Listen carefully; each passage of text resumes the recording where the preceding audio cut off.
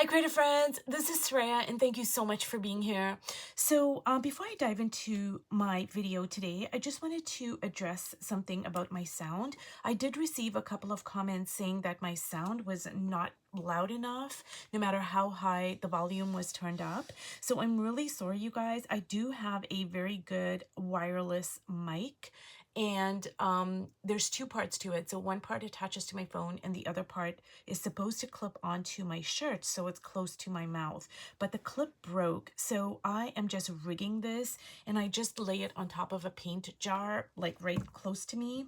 But you know, sometimes I'm working and I move my stuff around without thinking about it or whatever. So I am going to make a concerted effort to speak louder because I do have a softer voice, and also to try to keep this mic close to me at all times. So I'm really sorry, you guys, but I do have a mic and it's a very, you know, a fairly good quality one as well. So the second thing I wanted to talk about is in my last series when I did the still lifes with a value map. You can use a value map for anything. You can do it for landscapes, for still lifes, for portraits, for, you know, even for abstracts. And I was asked if I could do a few other limited color palettes, color studies, etc.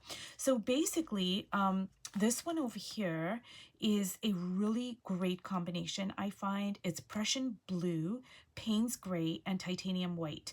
Now, the Payne's gray and the Prussian blue are fairly close in value, so, you know, it is going to be a bit more challenging because the titanium white is like your really the lightest value, and then you have these two values that are pretty close. So this is Prussian blue, and you know the Payne's gray is kind of like a it's like a really super dark blue.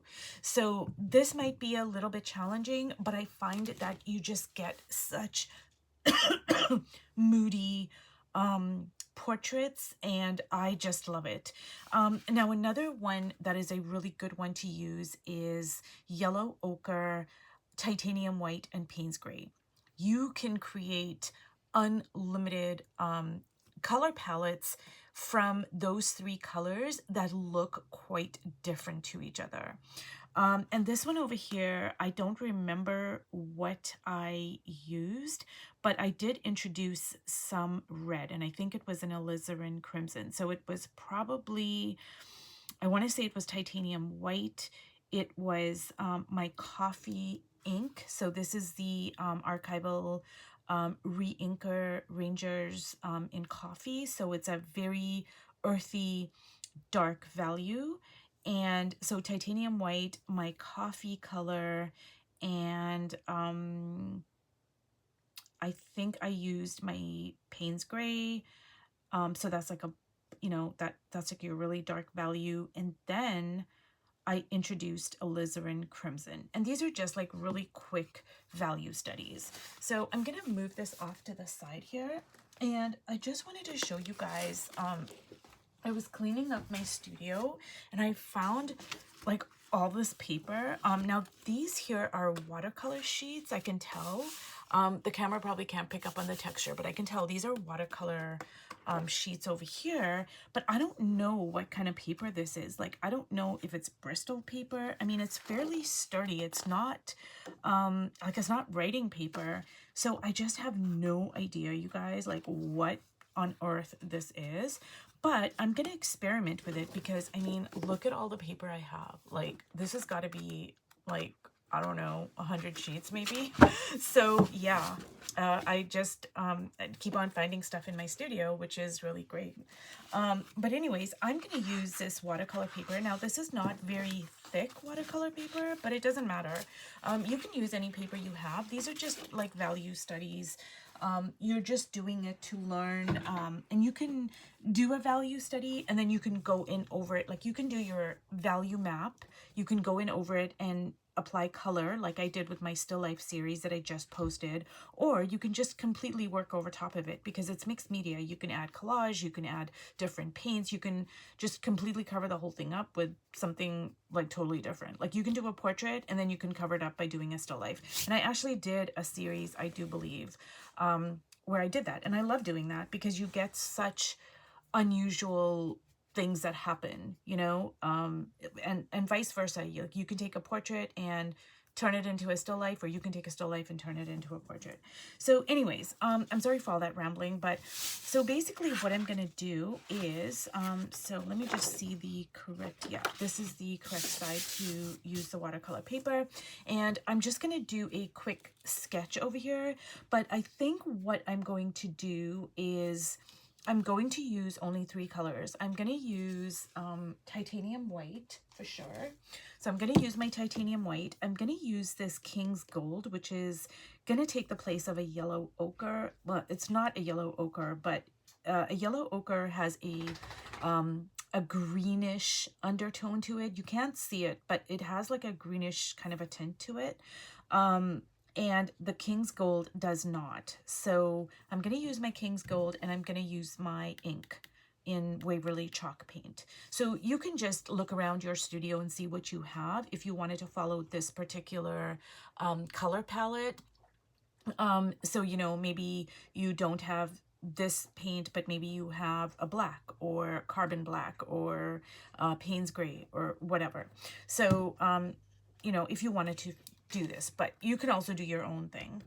So doing these value maps, these color studies is really important, and they just teach us so much about how to see values and then how to translate those values. Because it's one thing to see them, that's difficult enough. But then to be able to translate that seeing onto your page, now that's a whole other level of, you know, understanding and knowledge.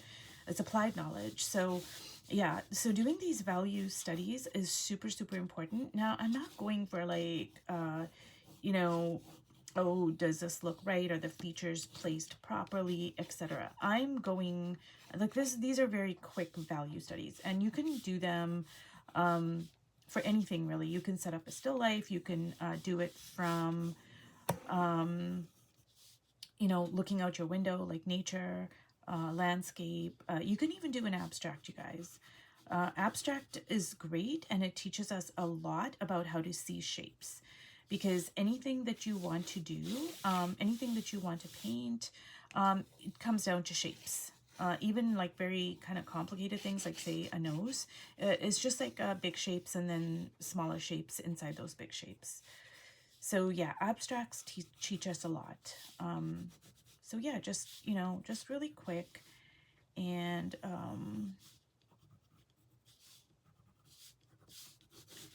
okay, so now what I'm gonna do is I'm gonna start off with my darkest values, but you most certainly do not have to do that.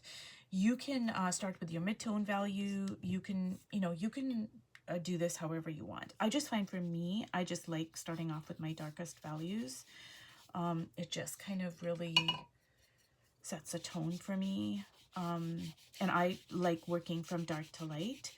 You do not have to do that. I recommend it, but, you know, everybody works differently. Everybody sees things differently. And I don't want to presume that like, oh, well, just because this works for me, it works for everybody. That's not true. History is full of artists that, you know, they did things differently. Gaudi, for instance, you know, he saw things differently. He did things differently. And he was mocked savagely during his lifetime, and not appreciated at all. But look at him now, you know. Oh my god, I'm so sorry, you guys. I have to adjust that. I'm so sorry. Sometimes the thing just moves from my holder. Like, I don't know. It just, I'm sorry, I probably didn't put it in properly. Yeah, so just do whatever feels comfortable for you. I like working dark to light. And now what you can do too is, even though like I have this really dark color, this is, you know, my darkest color here, which is the ink.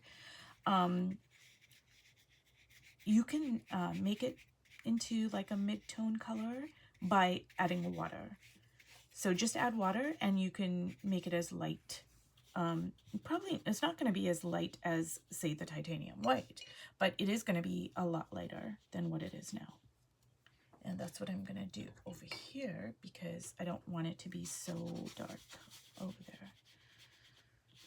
So see, I left the dark over there, and then now as it comes to this side, I'm lightening it up with water. And you can actually leave like some of just the white of the paper.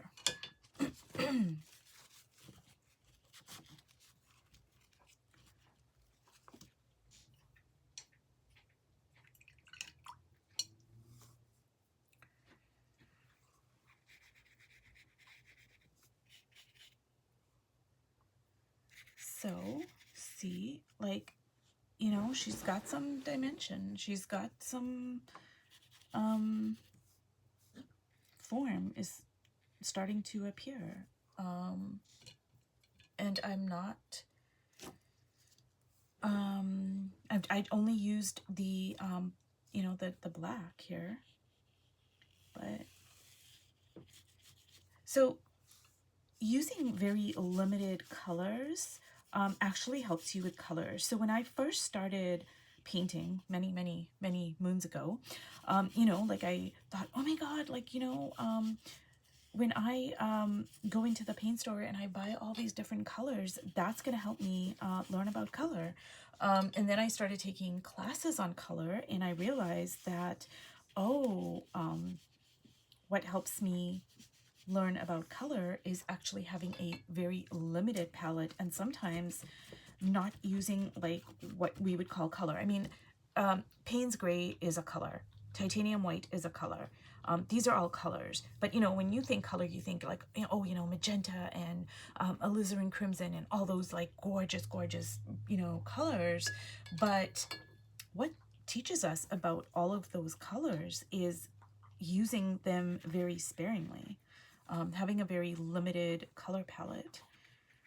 And you can see even by doing a few of these studies how much your knowledge and application of colors is going to improve because your knowledge of values is going to improve. So just kind of going like so. And see, this is just the one color here, which is my Payne's gray, or my ink, I should say. So now what I'm going to do is I am going to introduce this yellow over here. So this is going to be like my mid-tone. So I'm not going to get into mixing this with white or anything like that right now. I'm just going to apply it in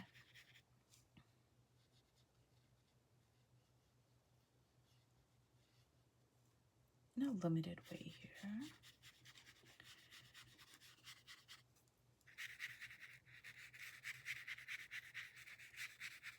So in my first layer, I just want to use colors in their pure form. Like, as you can see, I'm not mixing the black with anything. I'm not mixing my yellow with anything. So I'm not mixing my black and yellow together. Now I am, you know, diluting it with water. That's fine. But I'm going to add a little bit over here. With water.